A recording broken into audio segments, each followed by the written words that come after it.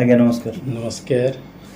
ଆଉ ଆମେ କିଛି ଦିନ ପୂର୍ବରୁ ଆସିଥିଲେ ଆଉ ଆମର ଏଇ ପାୟୋକିଲ୍ ବି ଯେଉଁ ପ୍ରଡ଼କ୍ଟଟା ଥିଲା ଭାଇରାଲ୍ ପାଇଁ ଯେଉଁ ଚିଙ୍ଗୁଡ଼ି ପାଇଁ ଆପଣଙ୍କୁ ଦେଇଥିଲୁ ଆଉ କିଛି ଇମ୍ପ୍ଲିମେଣ୍ଟେସନ୍ ପାଇଁ ଆମେ ଇଏ କରିଥିଲୁ। ଆପଣଙ୍କୁ କେମିତି କ'ଣ ଫିଲ୍ ହେଲା, କେମିତି ଚାଷ ହେଲା ତାର ଟିକେ ଏକ୍ସପିରିଏନ୍ସ ସେୟାର କରିବେ। ମୋ ନାଁ ଜଗନ୍ନାଥ ସାହୁ।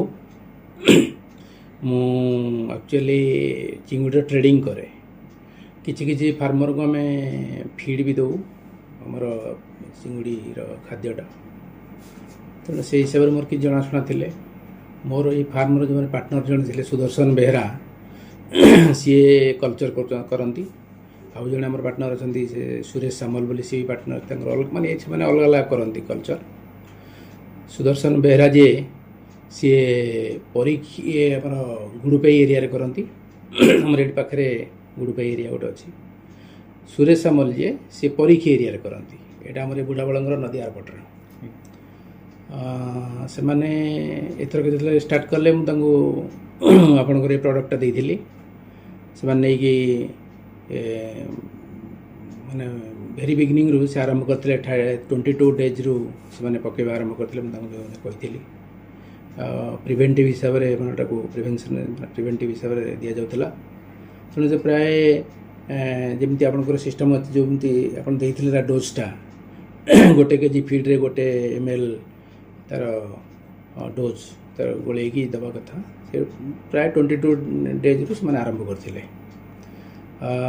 ସେ ସୁଦର୍ଶନ ବେହେରା ଯିଏ ସେ ତାଙ୍କର ପୁରା ପାଖାପାଖି 2 ରୁ 2.5 ଲାକ୍ସର ଥିଲା ଆମର ସିଡ଼ିଂ।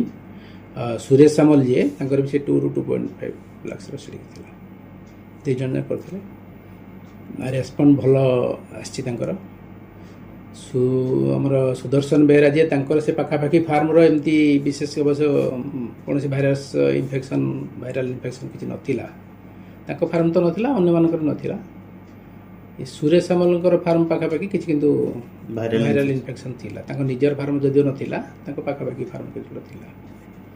କିନ୍ତୁ ସେମାନେ ସକ୍ସେସ୍ ହେଇଛନ୍ତି। ତାଙ୍କର ଏମାନେ ଯେଉଁ ଯେତେଟା ପଣ୍ଡ ସବୁ କରିଥିଲେ ଏ 2.5 ଲାକ୍ସର ଯେଉଁ ସିଡ଼ିଂର ଇଏରେ ସକ୍ସେସ୍ ହେଇଛନ୍ତି।